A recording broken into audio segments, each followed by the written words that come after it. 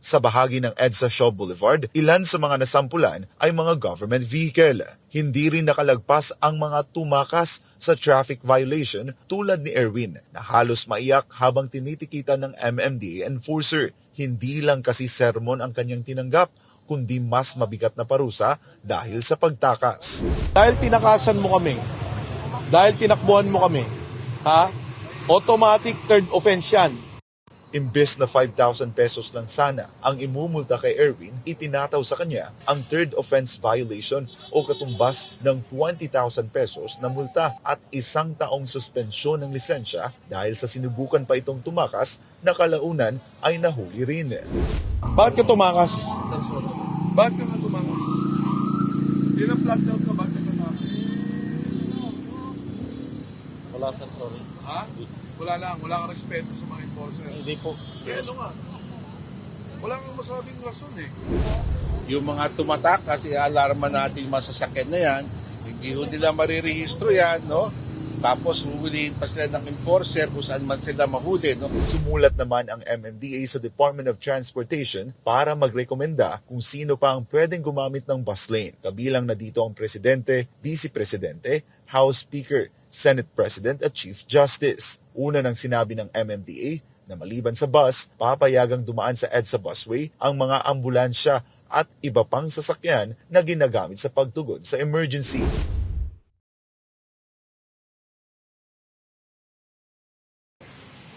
Sinimulan na ng Metropolitan Manila Development Authority o MMDA ang kanilang operasyon laban sa mga iligal na dumadaan sa bus lane sa kahabaan ng EDSA araw ng Lunes. Ito ang unang araw ng pagpapatupad ng pagpataw ng hanggang 30,000 pesos na multa laban sa mga iligal na dumadaan sa EDSA bus lane.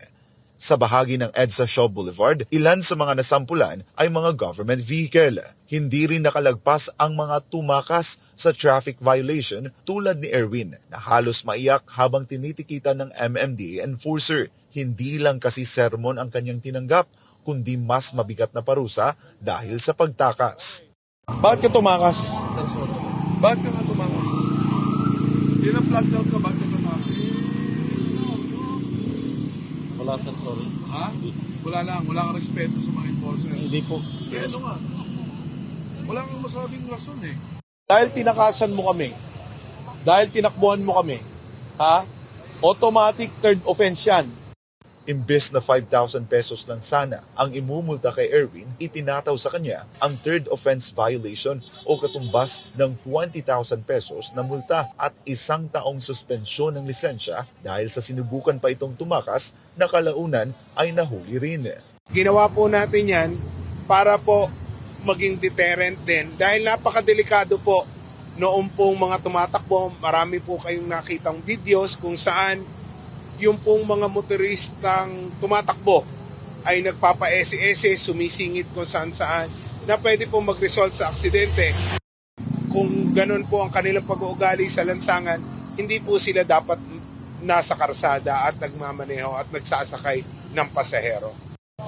Yung mga tumatakas, i-alarma natin yung masasakyan na yan, hindi ho nila marirehistro yan, no? Tapos huhulihin pa sila ng enforcer kung saan man sila mahuli, no? Aminado naman si MMDA Acting Chairman Romando Ortez na hindi nila kayang bantayan ng mano-mano ang mga lansangan sa buong araw. Aniya, naging talamak lamang ang iligal na pagdaan sa bus lane noong sinuspinde ang Non-Contact Apprehension Policy o NCAP noong Agosto ng 2022. Pero ani Ortez, hindi kasama ang MMDA sa nasabing petisyon kaya may panawagan siya sa Korte Suprema. Ang hiling lamang po namin ay ma-resolve as soon as possible. Sana naman po ma-aksyonan na ito dahil kailangan po talaga namin ang tulong ng technology para po mabantayan ng lansangan sa Metro Manila. Hindi po namin talaga kayang bantayan 24/7 na mano-mano ang lahat po ng karsada within our jurisdiction. Sumulat naman ang MMDA sa Department of Transportation para magrekomenda kung sino pa ang pwedeng gumamit ng bus lane. Kabilang na dito ang Presidente, Vice Presidente, House Speaker, Senate President at Chief Justice. Una nang sinabi ng MMDA na maliban sa bus, papayagang dumaan sa EDSA busway ang mga ambulansya at iba pang sasakyan na ginagamit sa pagtugon sa emergency.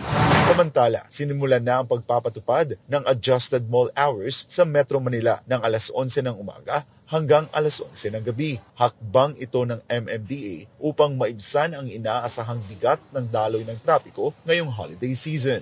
Ang magkakaibigan na ito, mas hahaba raw ang bonding time hindi lang sa kanilang magbabarkada, kundi maging na rin sa kanilang pamilya dahil sa bagong operating hours.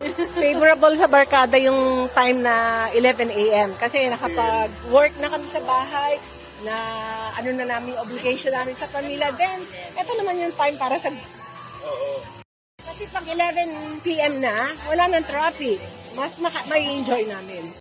Tanghali, sa friends, sa gabi, mamimili ka. Samantala, papayagan lang din ang mga delivery sa mga mall mula alas 11 ng gabi hanggang alas 5 ng umaga. Ang malakihang mall sale pwede lang tuwing weekend. Sinimulan na rin nitong Lunes ang pansamantalang pagbabawal ng mga paghuhukay sa mga kalsada sa Metro Manila, kabilang ang road reblocking at pipe laying activities.